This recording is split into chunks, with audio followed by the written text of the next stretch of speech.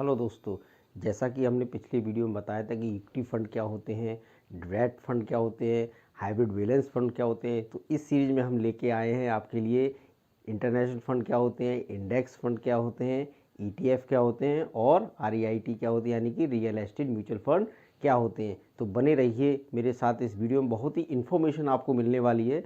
अगर आप इस चैनल पर नए हैं तो प्लीज़ लाइक कीजिए, शेयर कीजिए, सब्सक्राइब कीजिए, क्योंकि इससे मुझे मोटिवेशन मिलता है और मैं ज़्यादा से ज़्यादा कोशिश करता हूँ कि आपके लिए इन्फॉर्मेशन वीडियो लेके आऊँ और आप इसमें फाइनेंस में जानकारी हासिल करें, म्यूचुअल फंड क्या होते हैं वो भी समझें। तो चलिए शुरू करते हैं। अब हम मुद्दे की बात पे आते हैं कि इंटरनेशनल फंड क्या होते हैं। तो इंटरनेशनल फंड जनरली जो इंडिया में लिस्टेड होते हैं, आप उसमें इन्वेस्ट करते हो, यानी कि जो इंडिया में आपका इन्वेस्टमेंट होता है, जो इंडिया में लिस्टेड है वो कंपनी आपका इंडिया में इन्वेस्ट करती हैं, different type, large cap, small cap और उसमें। और जहाँ तक इंटरनेशनल फंड की बात है, वो इंडिया से बाहर आपका इन्वेस्टमेंट करती हैं, वो चाहे अमेरिका हो, चाहे चाइना हो, चाहे ऑस्ट्रेलिया हो, यानी कि वर्ल्ड वाइड वो इन्वेस्टमेंट करती हैं। तो उसको इन्वेस्टमेंट आपका जो इंटरनेशनल लेवल पर होता है वो आपका एक्सपोजर भी मिलता है, तो उसको इंटरनेशनल फंड कहते हैं। लेकिन इसमें हम समझते हैं कि ये दो तरह से वे यूज़ करते हैं। एक तो खुद का डायरेक्टली पोर्टफोलियो बनाते हैं, डायरेक्ट परचेज करते हैं तो उसका पोर्टफोलियो बनाते हैं। दूसरा फंड ऑफ फंड के जरिए ये इन्वेस्ट करते हैं, जिससे कि आपको अपॉर्चुनिटी मिलती है। जैसे Aditya Birla global opportunity fund होते हैं, पीजीआईएम होता है ग्लोबल अपॉर्चुनिटी फंड। तो दो तीन ये ऐसे हैं जिनमें ये फंड ऑफ फंड के जरिए, ये डायरेक्ट पोर्टफोलियो के जरिए इंटरनेशनल मार्केट में इन्वेस्टमेंट करते हैं। दोस्तों, इंडिया में कम से कम 39-40 के करीब इंटरनेशनल फंड है, लेकिन हम इनको तीन कैटेगरी में बांट सकते हैं। नंबर 1 थैमेटिक इंटरनेशनल फंड, नंबर 2 आपका कंट्री और स्पेसिफिक रीजन फंड और नंबर 3 आपका ग्लोबल मार्केट फंड। अब हम थैमेटिक की बात करते हैं। जैसे कि मैंने बताया था कि थैमेटिक फंड यानी कि एक थीम बेस पर जो इन्वेस्टमेंट करते हैं। जैसे मैंने सीरीज 1 में आपको बताया था कि इक्विटी फंड में थैमेटिक फंड होते हैं, जैसे माइनिंग में, रियल एस्टेट है, और रियल एस्टेट फंड में जैसे ये करते हैं नेचुरल गैस है। तो वो एक तरह से थीम बेस होता है और वो जो इन्वेस्टमेंट होता है वो थीम बेस पे ही होता है। जैसे Aditya Birla global opportunity fund में रियल एस्टेट फंड होते हैं, तो वो इंटरनेशनल रियल एस्टेट फंड में निवेश करते हैं। अब नंबर 2 की बात की, कंट्री स्पेसिफिक और रीजन स्पेसिफिक। कुछ फंड ऐसे होते हैं जो कंट्री स्पेसिफिक और रीजन स्पेसिफिक का मतलब, जैसे मान लीजिए जो कंपनी चाइना में लिस्टेड है तो वो चाइना में करेंगे, और जो कंपनी ऑस्ट्रेलिया में है वो ऑस्ट्रेलिया में, यूरोपियन कंट्री में करना है, और कहीं वियतनाम में करना है या अमेरिका में करना है। तो एक तरह से हम ये कह सकते हैं कि थेमेटिक जो आपका कंट्री स्पेसिफिक होते हैं वो एक सिलेक्ट करते हैं कि भाई हमें इसी रीजन में या इसी कंट्री में इन्वेस्टमेंट करना है, तो वो हम इन्वेस्टमेंट उसी तरह से वो इंटरनेशनल फंड आपका इन्वेस्टमेंट करते हैं। और नंबर 3 पे आते हैं ग्लोबल मार्केट। ये कोई डिफाइन नहीं होता। ग्लोबल मार्केट का मतलब होता है कि यहाँ कहीं भी आप वो इंडिया में, सॉरी वर्ल्ड में पूरा वो कहीं भी इन्वेस्टमेंट कर सकते, कोई रीज़न डिफाइन नहीं होता, कोई कंट्री डिफाइन नहीं होता।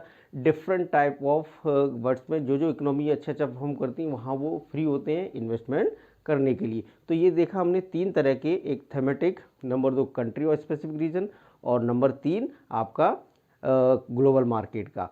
तो ग्लोबल मार्केट का जो तो तीन तरह से हो गया, लेकिन अब हम ये देखते हैं कि बेनिफिट क्या है। तो बेनिफिट ये होता है, एक तो आपको पहले नंबर पर ग्लोबल एक्सपोजर मिलता है कि इंटरनेशनल फंड में आप इन्वेस्टमेंट करते हैं, उसका एक्सपोजर मिलता है, उसका एक्सपीरियंस मिलता है आपको। और दूसरा आपको करेंसी का बेनिफिट मिलता है, और तीसरा आपका जो रिटर्न और डाइवर्सिफिकेशन की जो बात होती है वो मिलता है आपको। लेकिन इसमें आप एक बात ध्यान देने वाली बात है कि रिस्क भी होते हैं इंटरनेशनल फंड में।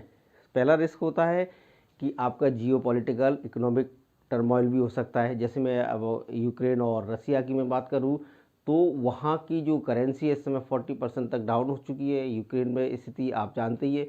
तो इकोनॉमिक और पॉलिटिकल रीजन की वजह से जो इकोनॉमी है वो अलग अलग तरह से बिहेव करती है और परफॉर्म करती है, तो वो एक सबसे बड़ा रिस्क रहता है। दूसरा करेंसी का रिस्क रहता है। जैसे करेंसी डाउन हुई तो आपका करेंसी भी आपका वो डाउन हो जाएगा, तो आपका रिटर्न भी डाउन हो जाएगा। तो जैसे इसमें जो इंटरनेशनल फंड है वो लगभग डेब्ट फंड की तरह उसमें होते हैं। अगर आप मोर देन 3 ईयर्स के लिए इसको होल्ड करते हो तो आप पे लॉन्ग टर्म टैक्स लगेगा, और लेस देन 3 ईयर्स के लिए करते हो तो शॉर्ट टर्म टैक्स लगेगा। तो कहने का मतलब है कि इसमें आपका जो इंटरनेशनल फंड है वो एक्सपोजर बहुत अच्छा रहता है, एक ओनरशिप भी मिलती है आपको, और बहुत एक्सपोजर, कई इकोनॉमिक का एक्सपोजर आपको मिलेगा।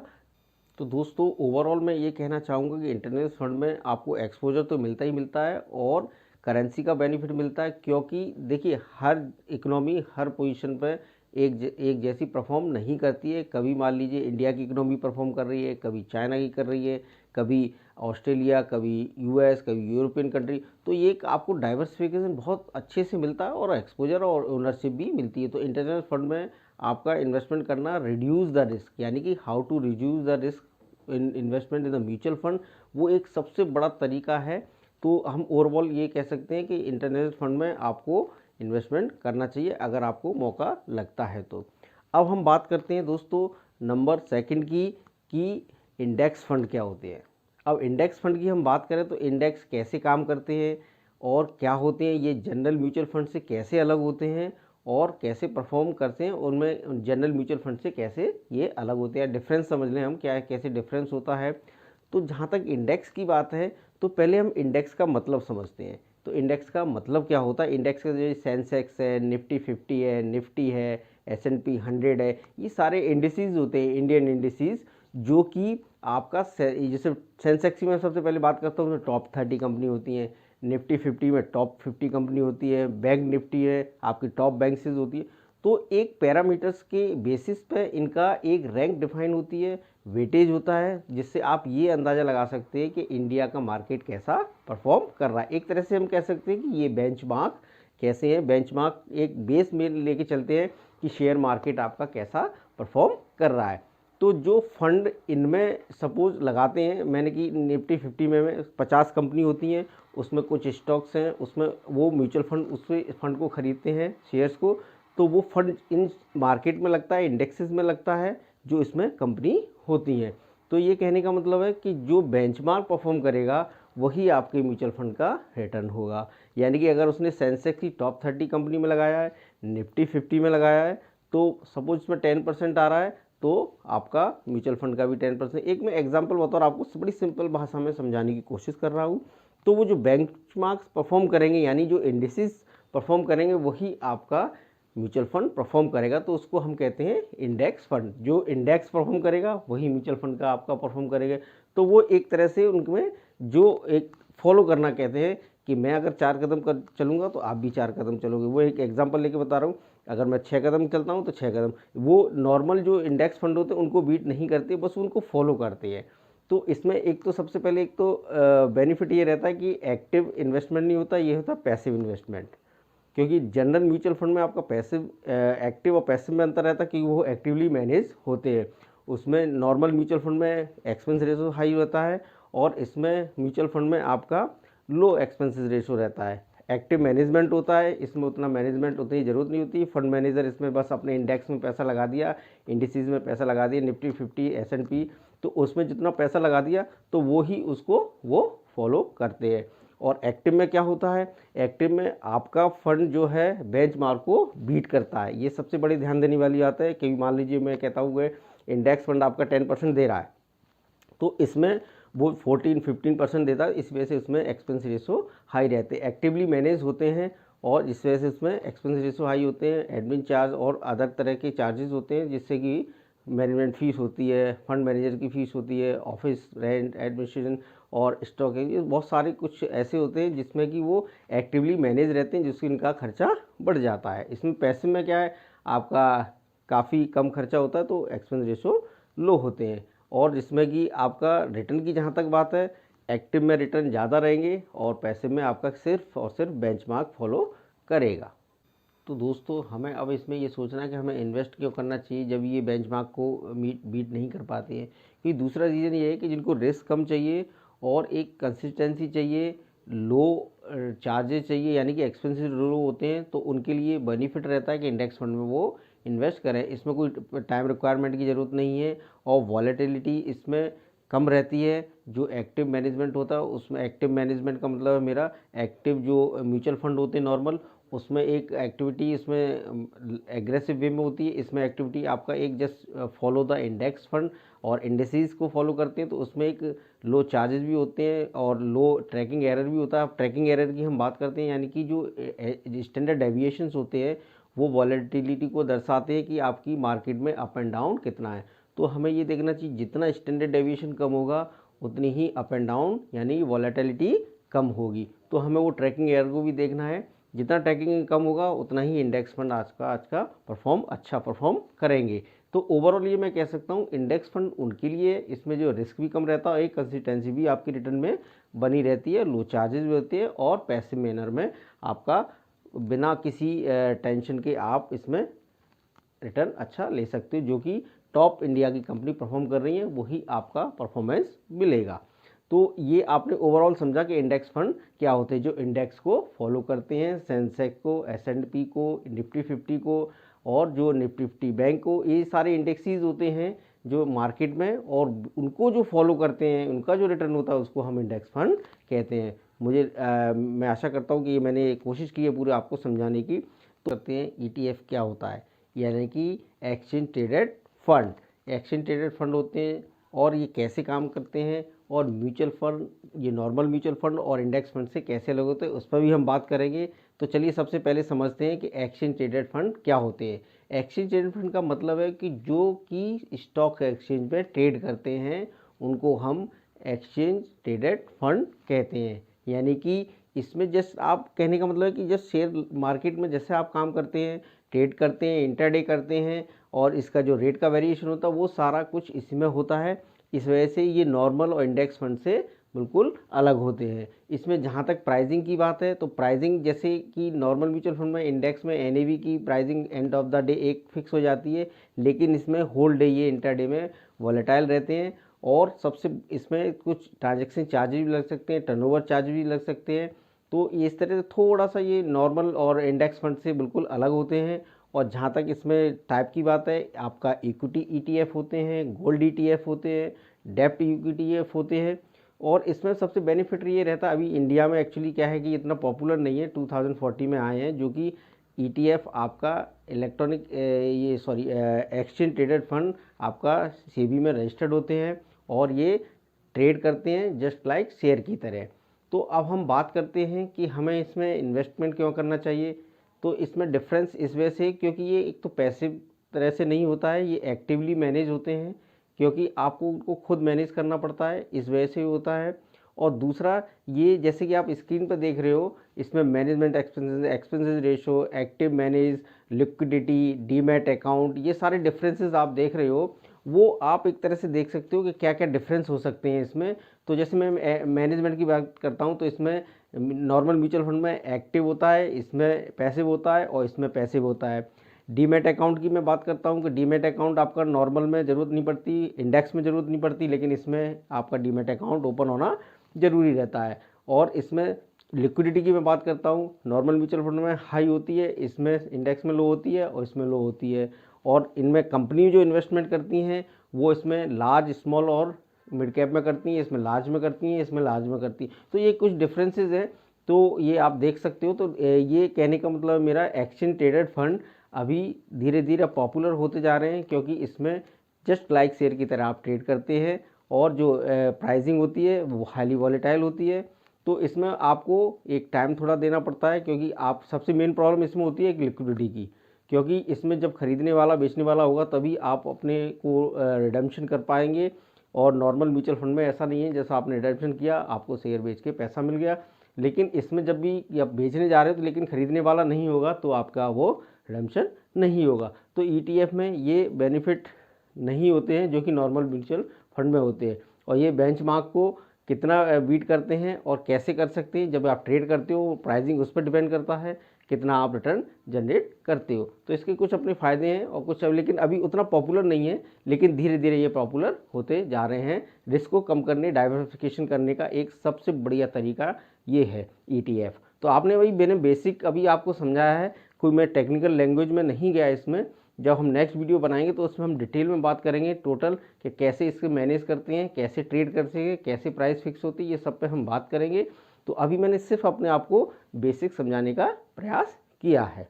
तो अब हम बात करते हैं नंबर 4 पे REIT की, यानी कि real estate mutual fund investment trust की और म्यूचुअल फंड की। तो ये म्यूचुअल फंड कैसे होते हैं और कैसे काम करते हैं, ये इनका क्या स्ट्रक्चर होता है, उस पर भी हम बात करेंगे। क्या रिस्क होती हैं और क्या बेनिफिट्स होते हैं, यानी कि इनके एडवांटेज और डिसएडवांटेज। तो जैसा कि आप ये पूरी स्क्रीन पर पिक्चर में देख रहे हो कि इनका जो वर्क होता है वो कैसे मैकेनिज्म होती है। ये जैसे लोगों से, इंडिविजुअल से, इंस्टीट्यूशन से, कंपनी से पैसा इकट्ठा करते हैं और एक इन्वेस्टमेंट ट्रस्ट होता है जो कि स्टॉक एक्सचेंज में रजिस्टर्ड होता है। इंडियन स्टॉक एक्सचेंज में 2014 में ये आया था। तो ये पैसा इकट्ठा करके ये मॉल्स में, आपका कंपनीज़ की जो ऑफिसेज हैं, रेंट, मॉल, होटल्स में ये इन्वेस्टमेंट करते हैं। उनसे जो बाई, सेल और रेंट का पैसा आता है तो अपने ये वापस अपने इन्वेस्टरों को एज ए डिस्ट्रीब्यूशंस, डिविडेंड के तौर पर ये देते हैं।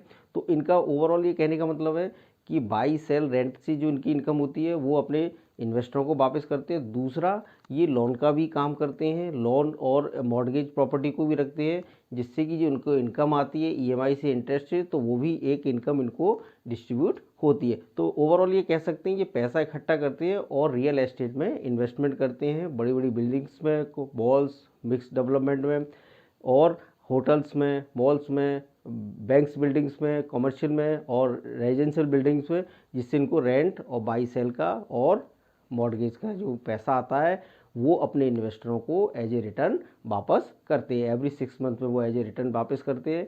तो ये कहने का मतलब है कि ये जो इन्वेस्टमेंट ट्रस्ट है वो एज ए स्टॉक एक्सचेंज में रजिस्टर्ड होता है और इनकी जो कहने का मतलब जो फंड साइज जो होता है वो एक डेफिनेट होता है, तो उससे ज़्यादा नहीं बढ़ सकता। सपोज जो 500 करोड़ का अगर उन्होंने रखा है तो 500 करोड़ का ही फंड साइज होगा, उससे ज़्यादा नहीं होगा। और दूसरा, जो इनकी इनकम होती है, 80% जो इनकम आती है वो लगभग पूरा जो इनकम जो रेंट से आती है, बाकी की 20% ये इनकी अदर से आती है। हाँ, इसमें एक सबसे महत्वपूर्ण बात है, जो भी पैसा इकट्ठा होता है उसमें ये सबसे 70 to 80% आपका ये जनरली रेंट और मॉर्गेज में लगाते हैं और बाकी का 20% अदर एसेट्स में लगाते हैं। लेकिन जो कंस्ट्रक्शन प्रॉपर्टी की मैं बात कर रहा हूँ उसमें टोटल कलेक्शंस का, सपोज इन पर अगर 100 रुपये आते हैं तो उसमें 10 रुपये से ज़्यादा ये कंस्ट्रक्शन प्रॉपर्टी में नहीं लगा सकते हैं। और एवरी 6 मंथ इनको इनकम जनरेट करके अपने डिस्ट्रीब्यूटर्स यानी इनको इन्वेस्टर्स को देनी होती है। तो ये एक तरह से पूरा मैकेनिज्म होता है। ये रेंटल इनकम आती है, मॉर्गेज इनकम आती है और इंटरेस्ट इनकम आती है, उनको ये डिस्ट्रीब्यूट अपने उसमें करते हैं एक पीरियडिकली। तो इसमें हम बात करते हैं कि एडवांटेज क्या है। सबसे पहले लेसर रिस्क होती है, आपका ट्रांसपेरेंट होता है, प्रोफेशनली मैनेज होते हैं, डाइवर्सिफिकेशन होता है और गुड एंड स्टेबल रिटर्न आते हैं। जिसको लगता है कि बूम आने वाला है या बूम चल रहा है या मुझे अच्छे रिटर्न मिल जाएंगे, डाइवर्सिफिकेशन है, तो वो रियल एस्टेट इन्वेस्टमेंट में आप इन्वेस्टमेंट कर सकते हो अच्छे रिटर्न के लिए। क्योंकि इसमें जो मिनिमम टिकट साइज होता है वो 2 लाख का होता है, सबसे पहली बात। क्योंकि नॉर्मल म्यूचुअल फंड में आप 1000 से 500 से कर सकते हो और अदर जो म्यूचुअल फंड होते हैं उसमें 1000 रुपये से, लेकिन इसमें आप मिनिमम 2 लाख का इन्वेस्टमेंट, आपको टिकट साइज ज़्यादा होता है तो इसमें 2 लाख से मिनिमम एज पर जो है तो 2 लाख इन्वेस्टमेंट होता है। अगर डिसएडवांटेज की मैं बात करूँ, डिसएडवांटेज क्या है, तो डिसएडवांटेज ये है कि एक तो इसमें टिकट साइज़ की जो मैं अभी बात कर रहा था आपसे कि वो टिकट साइज़ ज़्यादा होता है, 2 लाख रुपए। दूसरा, हाई इंडिविजुअल नेटवर्थ ही इसमें इन्वेस्टमेंट करते हैं जिनको लगता है कि मुझे गुड और रिटर्न स्टेबल चाहिए, क्योंकि इसमें प्राइस का अप एंड डाउन वो ज़्यादा नहीं होता है जितना कि नॉर्मल म्यूचुअल फंड में होता है। दूसरा इसमें होता है कि लिक्विडिटी की सबसे ज़्यादा प्रॉब्लम होती है, क्योंकि नॉर्मल म्यूचुअल फंड में आपने रिडीम कर लिए, शेयर मार्केट शेयर सेल कर दिए, आपका पैसा आ गया। लेकिन इसमें इतना आसानी से नहीं आता, क्योंकि ये रियल एस्टेट में इन्वेस्टमेंट होता है तो रेंटल इनकम होती है एक तो उसी हिसाब से आपका रिटर्न अप एंड डाउन होता है। तो लिक्विडिटी की जो प्रॉब्लम है इसमें वो है, तो एक डिसएडवांटेज ये है इसके। तो मैं दोस्तों आशा करता हूँ कि ये मैंने पूरा आपको समझाया होगा, और आपकी समझ में नहीं आए तो प्लीज़ मेरे को कॉल कीजिए, व्हाट्सअप कीजिए, मैं आपको पूरा डिटेल, मैंने आपको पूरा डिटेल में नहीं, टेक्निकली उसमें नहीं गया हूँ। मैंने जितने भी आपको समझाया है अभी, आपका इंडेक्स फंड क्या होता है, आपका इंटरनेशनल फंड क्या होता है और आपका ETF क्या होता है, मैंने टेक्निकल लैंग्वेज में या टेक्निकल उसमें ना जा करके आपको एक सिंपल भाषा में समझाने का मैंने कोशिश किया है। हम टेक्निकल के कभी कभी वीडियो बनाएंगे तो उसमें टेक्निकली बात करें, कई चीज़ें होती है टेक्निकली, लेकिन वही समझ सकता है जो इस मार्केट को समझता है टेक्निकल लैंग्वेज। मैं समझाने की कोशिश कर रहा हूँ कि आम आदमी इस चीज़ को समझ सके, एटलीस्ट कॉन्सेप्ट आपका क्लियर हो सके। तो इस वीडियो को अगर पसंद आए तो प्लीज़ लाइक कीजिए, शेयर कीजिए, सब्सक्राइब कीजिए और बेल आइकन दबाइए। तो अगले हम वीडियो में लेके आएंगे कि म्यूचुअल फंड का सिलेक्शन कैसे करना चाहिए, जो अल्फ़ा आपका बीटा होता है, अल्फ़ा होता है, स्टैंडर्ड डेविएशन होते हैं, ये इस पे हम बात करेंगे बेसिक्स में कि हम किस बेसिस पे म्यूचुअल फंड को सिलेक्शन कर सकते हैं। कहते हैं ना सबसे अच्छा फंड कौन सा है, तो उसको कुछ बेसिस होते हैं, कैसे हम सिलेक्ट करेंगे उसमें हम बात करेंगे। तो आप प्लीज़ लाइक कीजिए, शेयर कीजिए, सब्सक्राइब कीजिए और फिर नई वीडियो में हम फिर मिलते हैं। तब तक के लिए नमस्कार, थैंक यू, धन्यवाद।